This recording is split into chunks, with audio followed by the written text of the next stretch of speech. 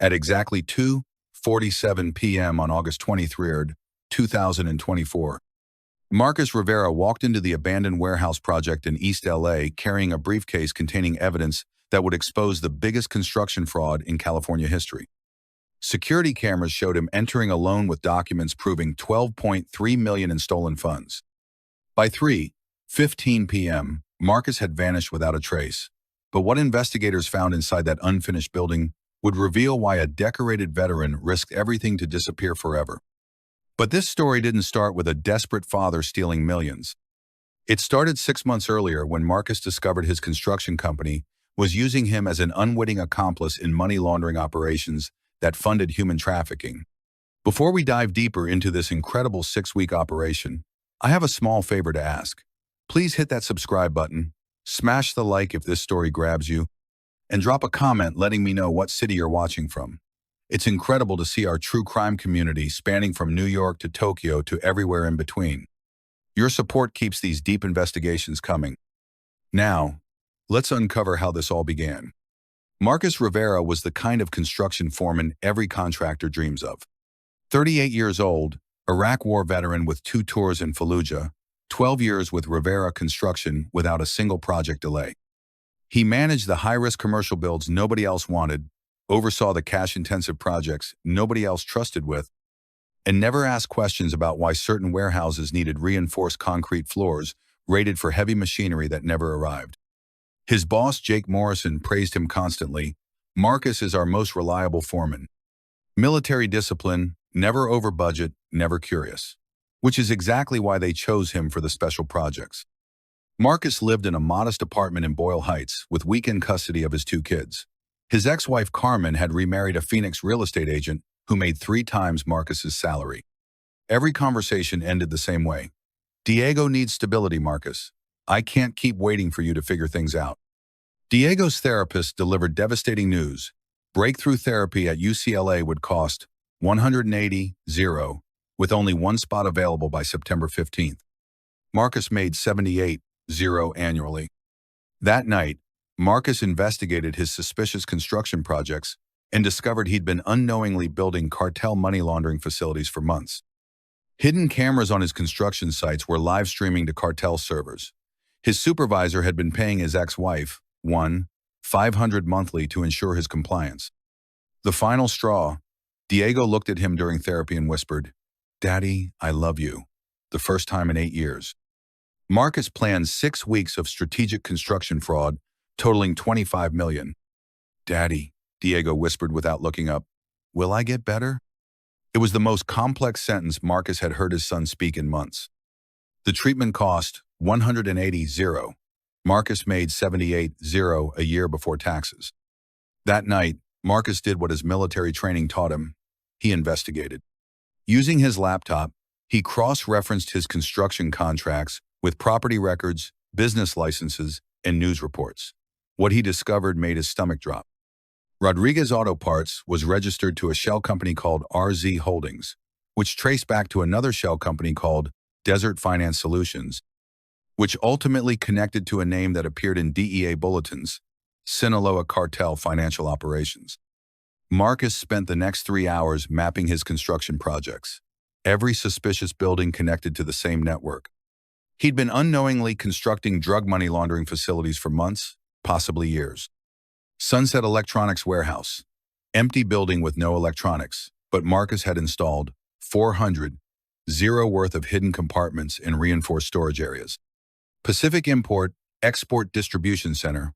Warehouse with no visible inventory but armed guards and surveillance equipment that Marcus's crew had hardwired throughout the building. Metro Business Services Office Complex. Office building with no businesses inside, just empty floors and cash counting rooms Marcus had soundproofed. Every Tuesday, Marcus supervised construction work that facilitated exactly $847,000 in weekly money transfers. Every Thursday, the money disappeared into offshore accounts that his research linked to coyote operations along the Mexican border. Operations that had killed hundreds of migrants trying to reach the United States. Marcus realized he'd been the unwitting construction supervisor for human trafficking networks that were killing families just like his own. The next morning, Marcus began his own surveillance operation. While performing routine site inspections, he discovered something that made his blood run cold. A hidden camera system built into the construction office trailers, sophisticated enough to record audio and video. The devices were live streaming to an IP address that traced back to cartel-controlled servers. They'd been watching him for months. Every site meeting, every conversation, every moment he spent managing these projects was being recorded and analyzed by cartel intelligence operatives. Marcus realized his supervisor, Jake Morrison, had handpicked him for these specific construction projects because his military record made him appear trustworthy and unquestioning. His clean background provided perfect cover for illegal construction operations. His financial struggles made him seem desperate enough to keep quiet if he ever discovered the truth. But there was something else, something that made Marcus's hands shake as he researched deeper. For the past 6 months, his ex-wife Carmen had been receiving anonymous child support payments deposited directly into her account. Payments of exactly $1,500 monthly that she'd mentioned during custody discussions but couldn't explain. Marcus traced the electronic payments through 3 different banks before finding the source: Jake Morrison's personal checking account. They weren't just watching Marcus work. They were financially controlling his family, ensuring his compliance through secret payments to his ex-wife. Carmen had no idea she was receiving cartel money. She thought Marcus had finally gotten his financial situation together. The realization hit him like a physical blow. His supervisor had been buying his silence for months without him even knowing he needed to stay silent. The final straw came 2 weeks later during one of Diego's therapy sessions. Marcus was watching through the observation window when Diego suddenly stopped arranging blocks and looked directly at the therapist. "Where's my daddy?" Diego asked clearly. Dr. Collins nearly dropped her clipboard. "Diego, that's wonderful. You asked a complete question." Then Diego turned toward the window where Marcus was watching and smiled. For the first time in 8 years, Diego made direct eye contact with his father and whispered, "Daddy, I love you." Marcus broke down crying in the hallway. His son had just said the words he'd waited 8 years to hear. But without the experimental treatment, it might be the last breakthrough Diego ever made. That night, Marcus made his decision. Using his military contacts and construction industry knowledge, Marcus spent 2 weeks creating the framework for the most sophisticated construction fraud in California history. He registered Desert Winds Construction Consulting using his veteran credentials, opened business accounts at 3 different banks, and created a paper trail showing legitimate construction consulting work. But this wouldn't be one massive theft that would trigger immediate investigations. Marcus planned 6 weeks of strategic construction fraud totaling $25 million, small enough amounts to avoid automated fraud detection, spread across enough projects to establish patterns that look like normal cost overruns or material price fluctuations. Every dollar would serve 2 purposes: funding Diego's treatment and gathering evidence to expose the trafficking network that had killed hundreds of children the same age as his son. Marcus contacted 3 Army buddies for the operation. Tommy Vasquez, explosives ordnance disposal specialist, who'd saved Marcus's life twice in Fallujah, now ran a demolition and excavation service that could move materials undetected through LA's construction sites. Maria Santos, former military intelligence analyst, operated a cybersecurity consulting firm and specialized in creating digital footprints that could fool accounting systems for weeks. Kevin Park, logistics coordinator who had managed supply chains under enemy fire, now operated Park's Construction Supply and had perfect knowledge of LA's building material markets. Marcus compartmentalized the operation like a classified military mission, ensuring that if one part was compromised, the entire operation wouldn't collapse. Each contact received only the information necessary for their specific role. Marcus calculated the risks methodically. The money he'd steal represented less than 5% of cartel funds moving through his construction projects monthly. The cartels moved approximately $50 million weekly through Rivera construction projects. So, $25 million over 6 weeks would appear as normal construction cost fluctuations rather than systematic theft. The cartels wouldn't miss the money immediately because their accounting systems were designed to hide transactions from federal oversight. By the time they discovered losses, Marcus would have exposed their entire operation to federal authorities, making recovery impossible.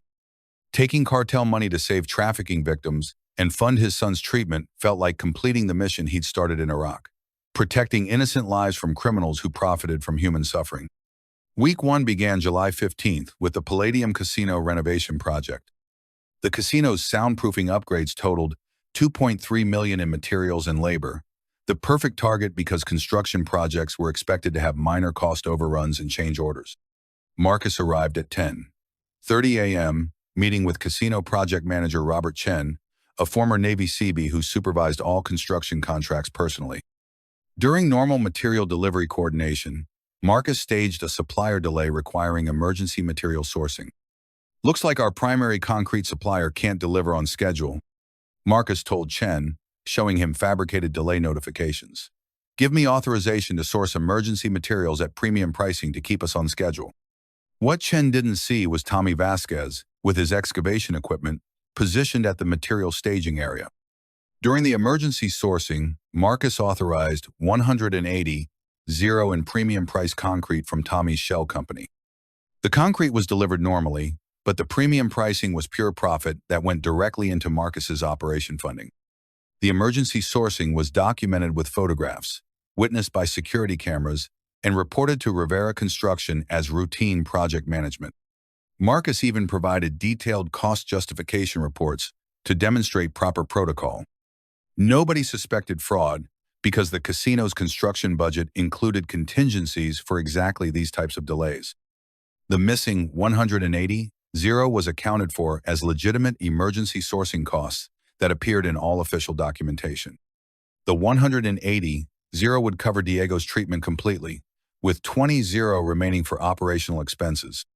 But Marcus wasn't celebrating yet. Week 1 was just the proof of concept.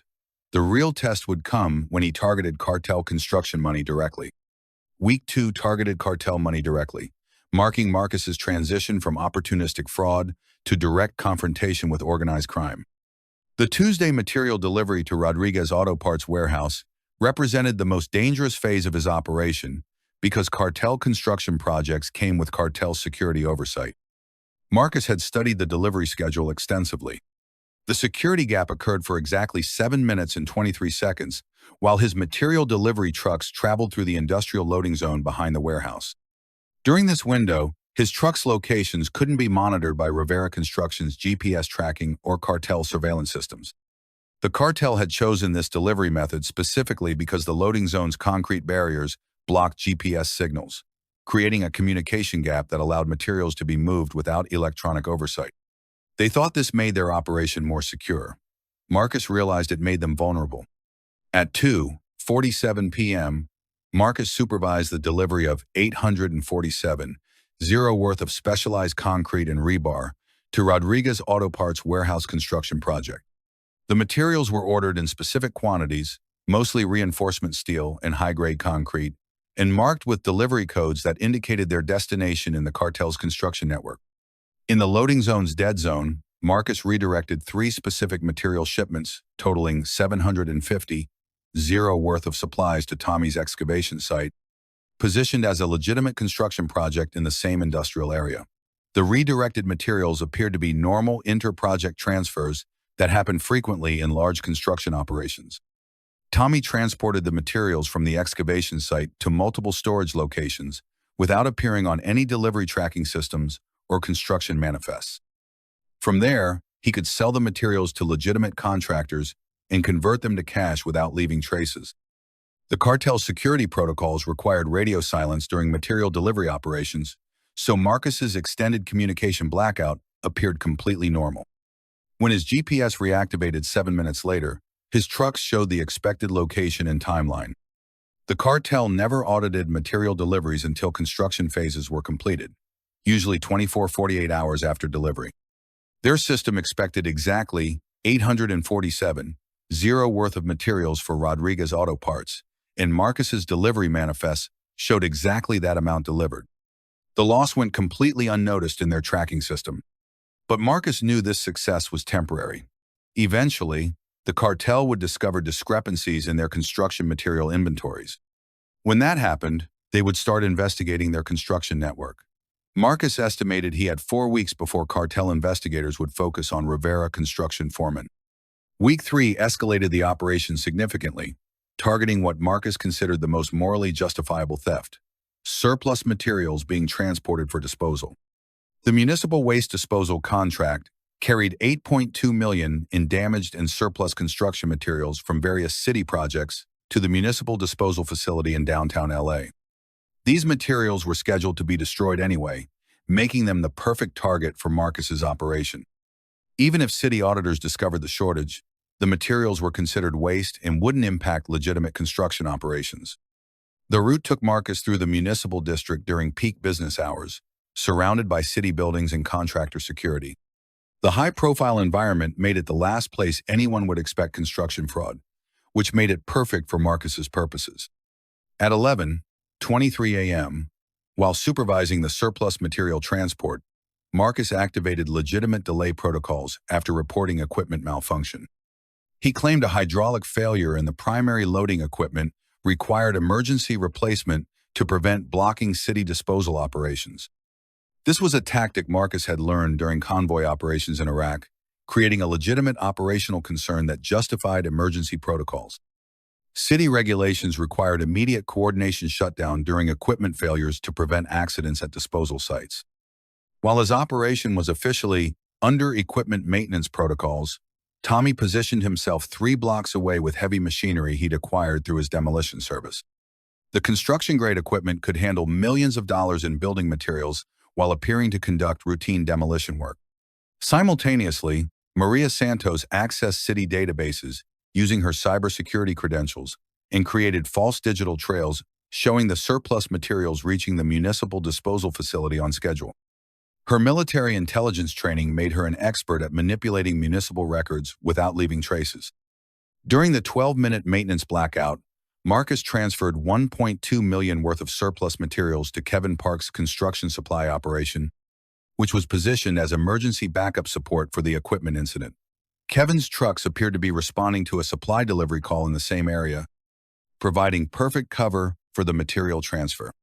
The surplus materials were bundled in city disposal containers, clearly marked as waste and scheduled for destruction.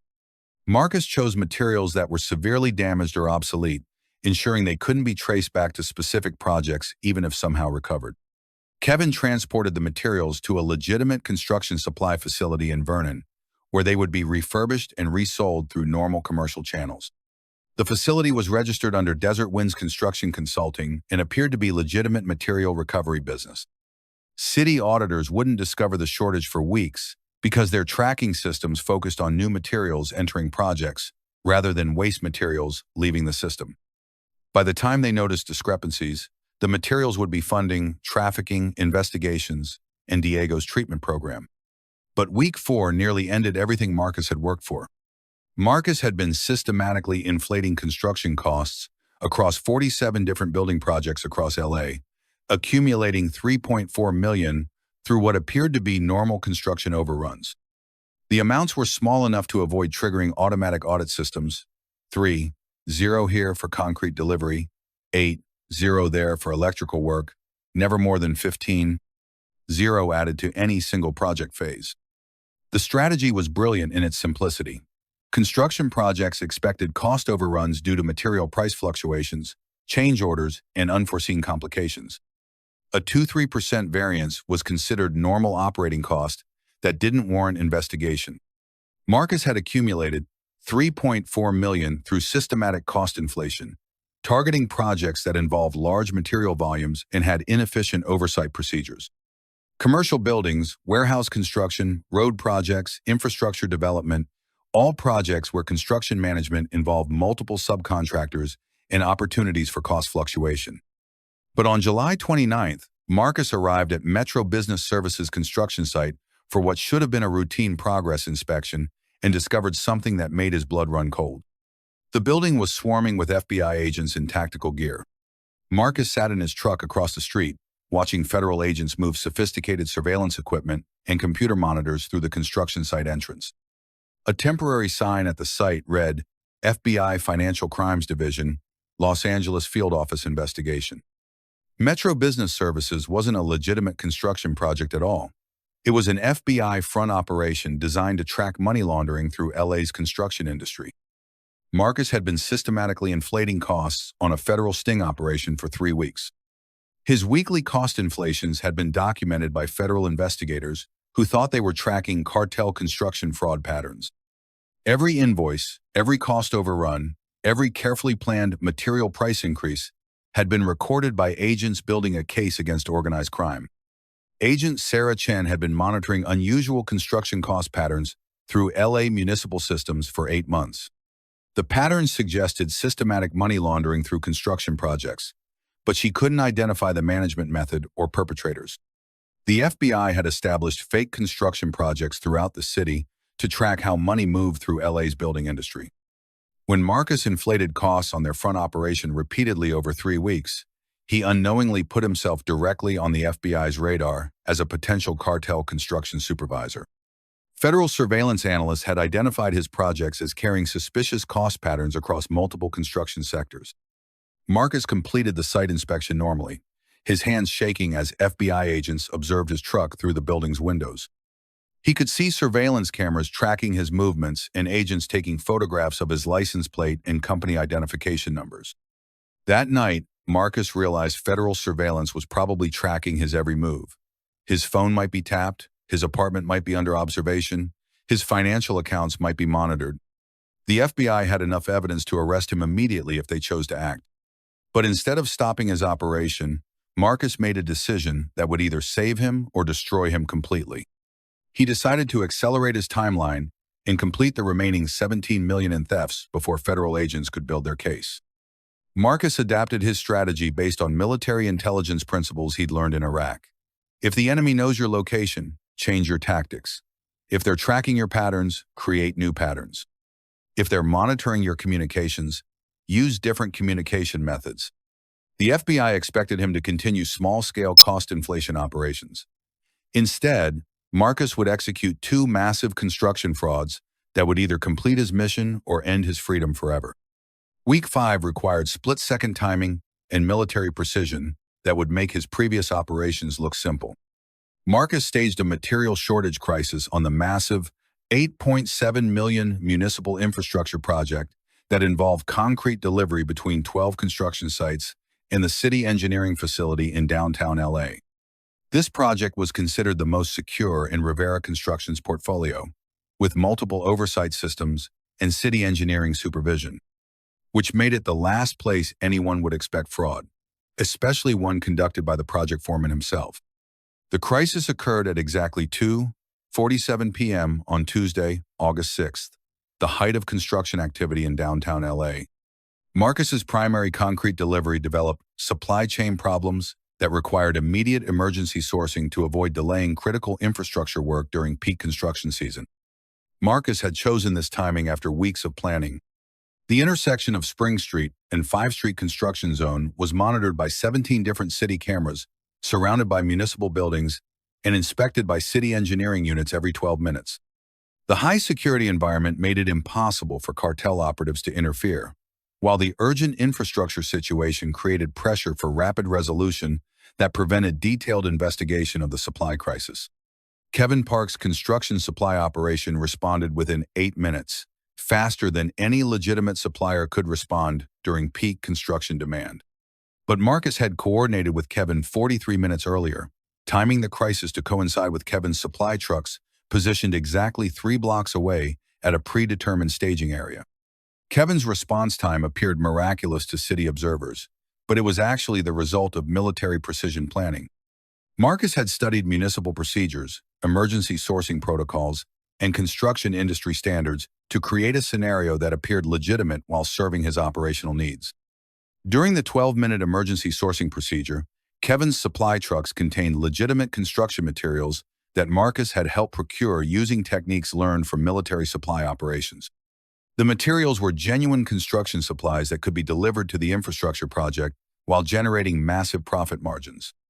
Marcus authorized $8.7 million in emergency concrete sourcing while the infrastructure project was under time pressure, making the material transfer appear as urgent municipal construction. The money moved from city infrastructure funds to Kevin's supply operation while appearing to remain within the official construction budget. The operation nearly failed when a legitimate city inspector arrived 5 minutes after Kevin's trucks, responding to what appeared to be unauthorized construction activity. Marcus had to improvise an elaborate explanation while Kevin completed the material delivery. Sorry for the confusion, Marcus told the city inspector, maintaining calm despite his racing heart. Emergency sourcing coordinator called multiple suppliers because we can't afford delays with critical infrastructure. Your dispatch office must have gotten delayed notification. The city inspector accepted the explanation and left without filing a detailed report, assuming it was normal confusion during a high-priority municipal emergency. City engineering regulations required Marcus to complete the infrastructure project on schedule, regardless of supply problems. So additional materials were coordinated to continue the construction. Marcus supervised the remaining work, maintaining normal protocols while knowing $8.7 million had just disappeared from the municipal construction budget. Week 6 was the biggest risk yet and the most sophisticated operation Marcus had ever attempted, combining everything he'd learned from 5 weeks of successful frauds into one final massive score. Marcus orchestrated a material shortage, requiring emergency weekend sourcing during simultaneous casino renovation and cartel warehouse construction worth $8.5 million total. The Palladium Casino's monthly construction phase coincided with cartel building projects at 4 different locations, creating the largest single weekend construction operation of Marcus's career. The timing was crucial because it was the last week before Diego's treatment deadline. Dr. Collins had called to confirm that if payment wasn't received by September 15th, Diego's slot would be given to another family on the waiting list. The shortage occurred at 6:30 p.m. on Friday, August 9th, exactly 30 minutes before Rivera Construction's main office closed for the weekend. Company policy required secure material storage during weekend construction, but Marcus had volunteered to coordinate the emergency sourcing personally. "I'll handle the weekend construction protocols," Marcus told dispatch. "Been managing projects 12 years, know all the procedures. Save the company overtime costs." Rivera Construction Management appreciated Marcus's dedication and cost consciousness. They authorized him to manage the emergency sourcing without supervisor oversight, trusting his experience and clean record. Tommy coordinated the weekend material deliveries, while Marcus officially managed the emergency sourcing for construction delays. The materials were legally in transit for 18 hours, providing the perfect window for Marcus's final major theft before completing his operation. Maria Santos created comprehensive digital records, showing legitimate material deliveries completing all scheduled construction throughout the weekend. Municipal systems recorded successful construction progress at every location. Casino security cameras showed normal construction protocols being followed perfectly. But the material deliveries contained pricing manipulations that Tommy had coordinated using construction industry techniques learned during his demolition service. The modifications were invisible to standard auditing, but could generate millions of dollars in profit while maintaining legitimate construction appearance.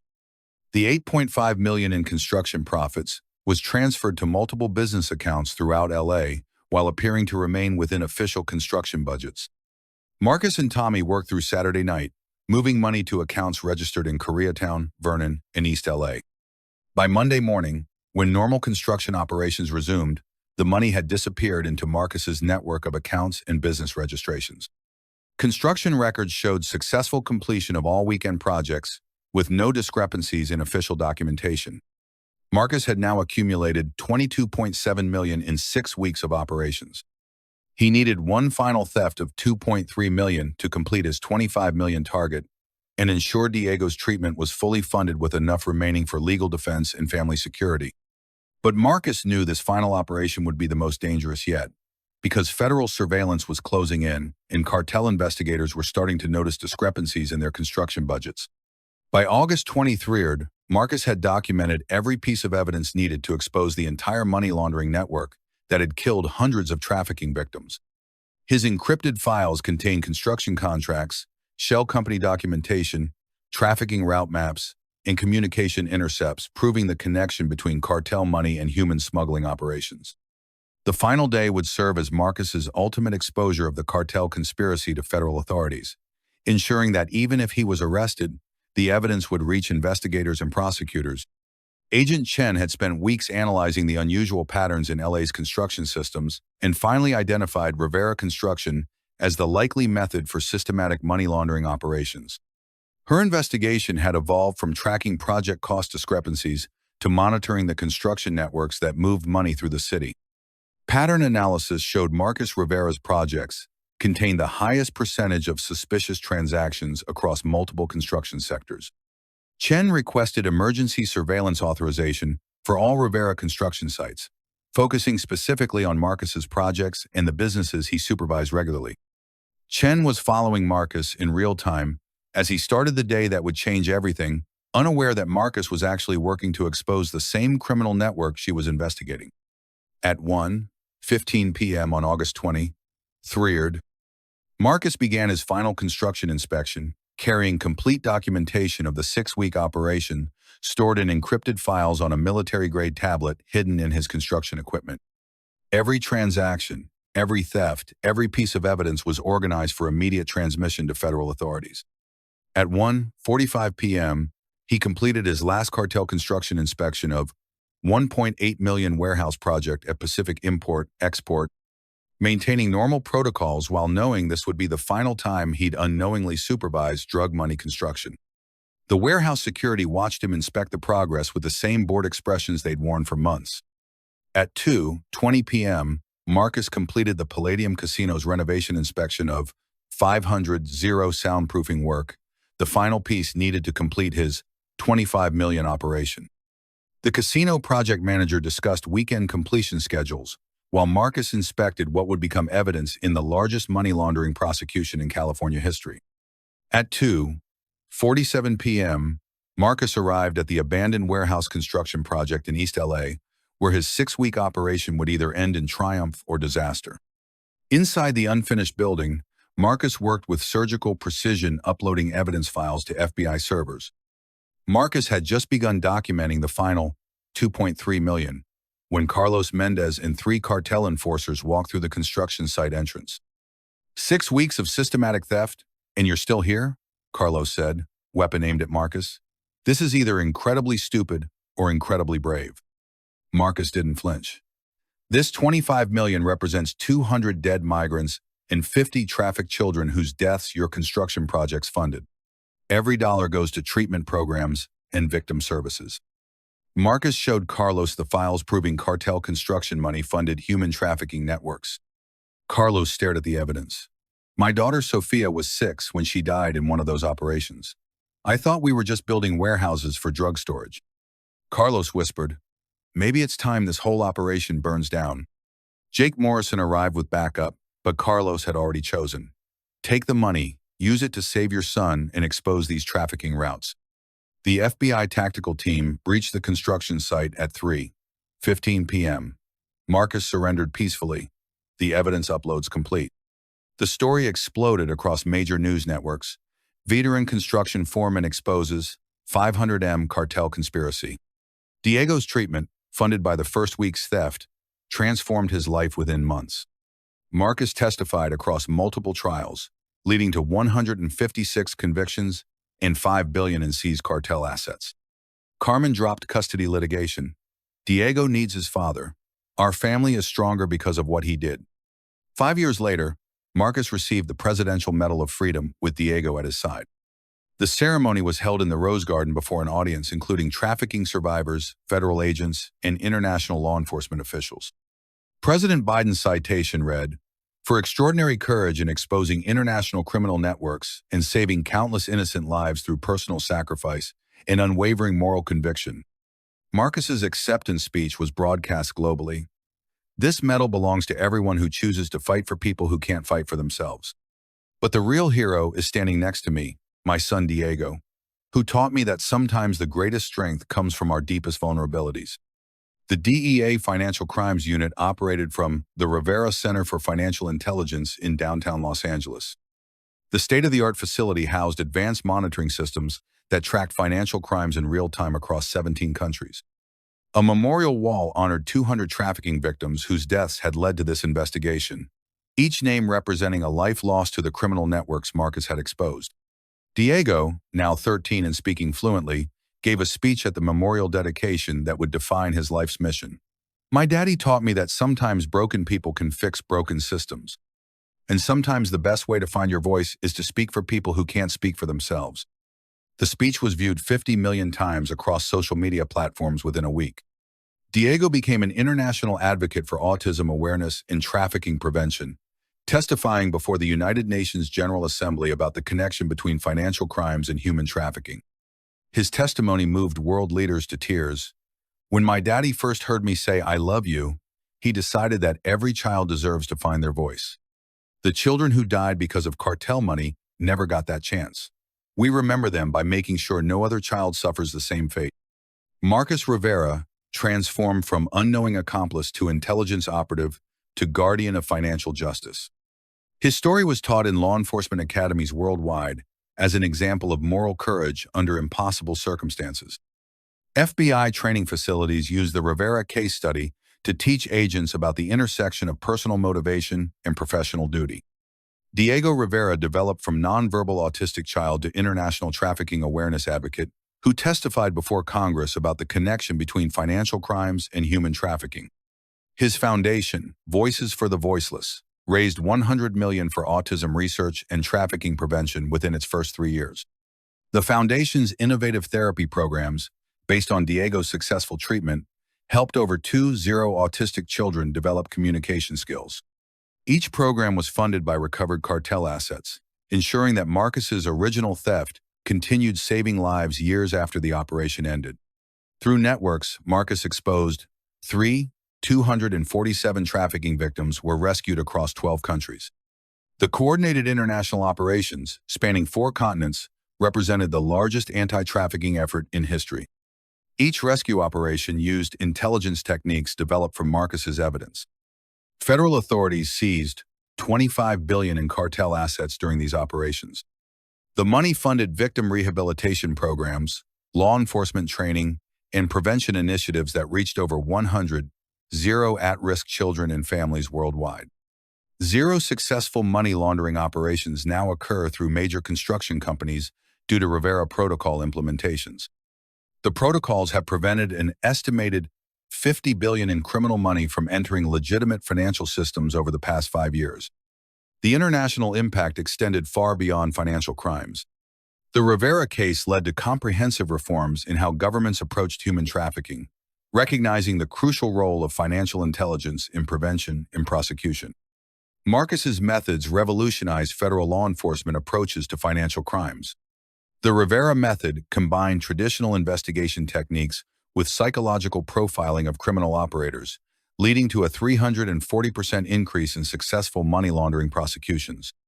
The construction foreman who systematically stole $25 million over 6 weeks to save trafficking victims became the most studied case in financial crime history, proving that sometimes the greatest theft is the one that saves the most lives. International law enforcement agencies continue to use Marcus's methods for identifying and disrupting criminal financial networks. The Rivera method is taught at FBI training facilities, Interpol academies, and intelligence schools worldwide, with over 10 agents trained in the techniques annually. 10 years after the construction fraud, Marcus and Diego co-authored a best-selling book, Finding Our Voices: A Father's Fight Against Trafficking. The book detailed their journey from desperation to hope, inspiring countless families facing similar challenges. It spent 47 weeks on the New York Times bestseller list and was translated into 23 languages. The book's proceeds funded additional autism research and trafficking prevention programs. Marcus refused all personal profit from the book, stating, "This story belongs to every family fighting for their children and every victim who lost their voice to criminals." Universities worldwide study the Rivera case in ethics, criminology, and psychology courses. Harvard Law School created the Rivera Ethics Fellowship for students interested in the intersection of personal morality and legal justice. Documentary filmmakers, investigative journalists, and academic researchers continued analyzing the case years later. The Netflix documentary, The Heist That Saved Lives, won 3 Emmy Awards and reached over 200 million viewers globally. Diego's autism advocacy work expanded internationally. By age 18, he had spoken at over 500 events across 6 continents, helping change perceptions about autism and demonstrating the potential of individuals with developmental differences. His TED Talk, The Voice I Never Knew I Had, became one of the most watched presentations in TED history with over 100 million views. In it, Diego explained, "My father stole money to give me a voice, but what he really taught me was that everyone has something valuable to say, Sometimes we just need help finding the words. Marcus continued working with the DEA until age 55, when he transitioned to teaching at the FBI Academy. His courses on financial crime investigation and ethical decision-making under pressure became among the most popular and respected programs in federal law enforcement training. The Rivera Center expanded its mission beyond financial crimes, becoming a hub for international cooperation on human trafficking prevention. The center's annual report showed that networks exposed through Marcus's original evidence continued yielding new investigations and rescues each year. Carmen later reflected on her ex-husband's transformation. "I used to think Marcus was just a struggling veteran who couldn't provide for his family. I didn't understand that he was actually a man who would risk everything to save the children no one else could save." The final chapter, written by Diego in their best-selling book, concluded, "My father showed me that heroes aren't born. They're made by the choices they make when everything seems impossible.